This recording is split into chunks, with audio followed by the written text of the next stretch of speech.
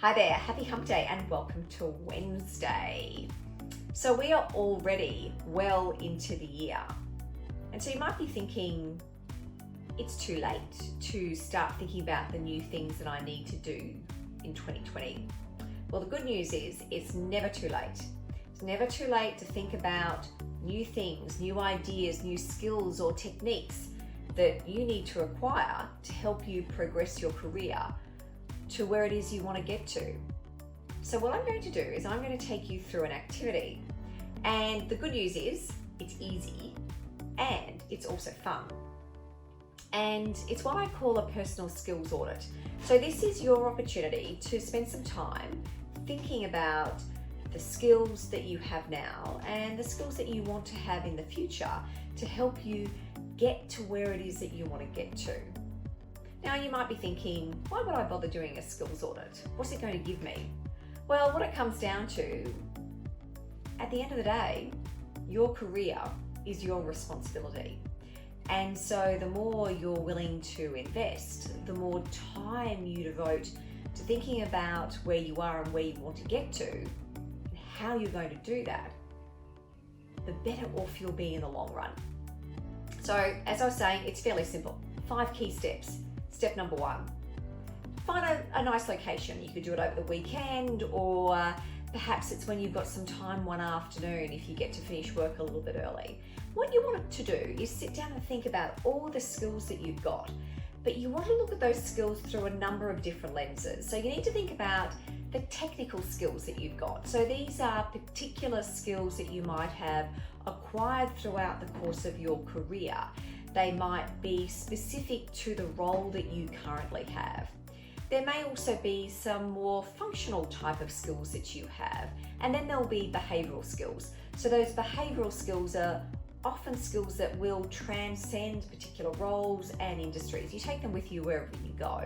They will be things in relation to how you communicate, how you negotiate, how you lead, and how you engage with others. Your second step is to think about where it is you want to get to. So what's the next step in your career? Or you might even think a little bit further and go, where do I want to get to longer term? What's the big career dream that you've got? So you can have a bit of fun with this because you can play around with different ideas, but start to think about and get some ideas down on paper, because your third step is to think about the new skills, both behavioural, technical and functional, that you're going to need to have to land that next job, or to land where it is that you want to get longer term. Then you're effectively doing a gap analysis. So now that you know the skills that you have and the skills that you're going to need to have vis-a-vis where it is that you want to get to, you need to look at the gap between the skills that you've got and the skills that you need. You can rate yourself, you can look at it from, a rating level of 1 to 4, going 1 being no level of skill to 4 considering yourself an expert. Or you could just come up with guidelines around, here is where I am, here's where I need to be. Then what it is you want to do is step 5.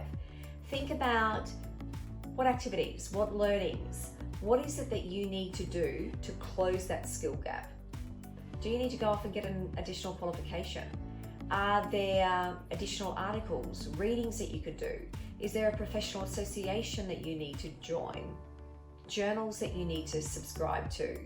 Is there additional on-the-job training or experience that you need? I also encourage you to do things that are a little bit left of centre, because from my perspective, no form of learning is ever wasted. And then the next and the final step is to develop almost your personal development plan. What's the plan of activities that you're going to put in place to close that skill gap? Get a list of ideas, put some dates beside it, and then think of how much time and energy that you've got, and also resources, because sometimes this might cost some money, that you're willing to invest to close that skill gap. And then lastly, put the plan into action. Now, this might not be something that you do in one sitting in terms of your assessment of where you are and where it is you want to get to, but it is something that you can build over time. And as I said at the beginning, have a bit of fun with it. The best form of learning that we do is the learning where we're stretching ourselves and we're doing things that we enjoy. So have fun, enjoy it, and I'll see you next week.